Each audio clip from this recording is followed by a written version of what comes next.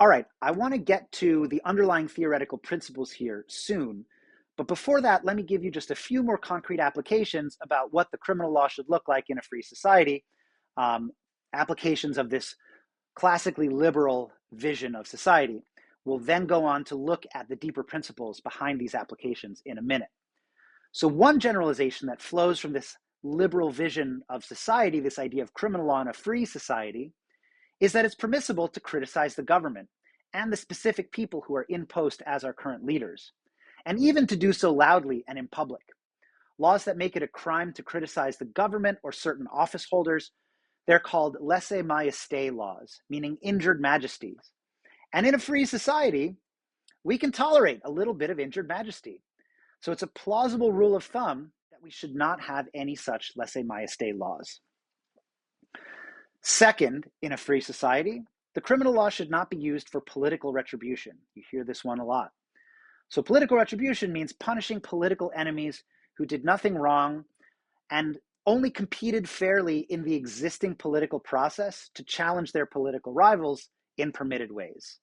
The law in a free society must apply equally to all and refrain from punishing and burdening individuals solely because they're political rivals of the current leaders, or otherwise haven't done anything that was prohibited at the time.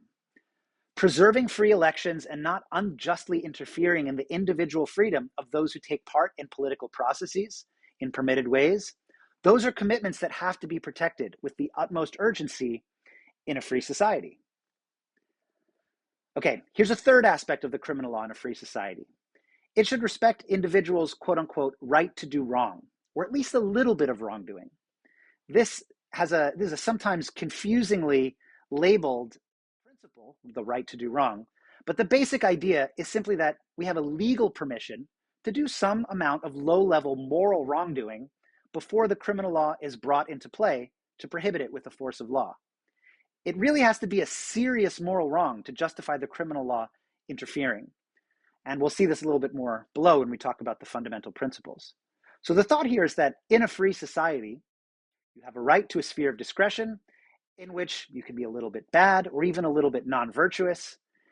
And protecting your ability to decide for yourself how to live, even if that means a little bit of latitude to screw up, that's part of the criminal law in a liberal society, in a society that respects freedom. All right, so lastly for this video, there's the idea of the criminal law as a last resort. This is a big one as well. The criminal law, according to this principle, must not be the first tool that you reach for.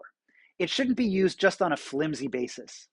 In a nutshell, the idea is that for it to be justified to use the criminal law to respond to some type of bad conduct, we have to be convinced that a criminal law response is better than the non-criminal alternative solutions available.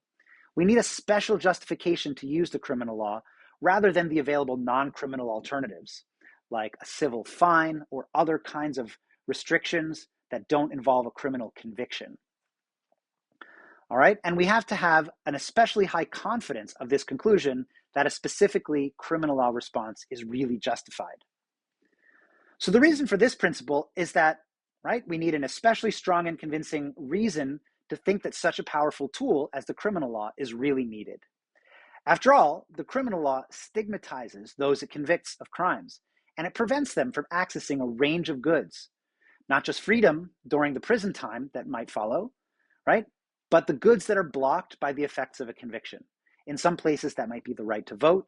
It might be ease of accessing certain kinds of social benefits, renting a house or an apartment, getting a job, right? So the criminal law is a powerful tool with powerful consequences. And for that reason, we should not rush to use the criminal law as the first response to a social problem, but we should only use it sparingly, right? When we have a convincing reason to think that the non-criminal law alternatives won't do a good enough job of solving the problem we're trying to solve.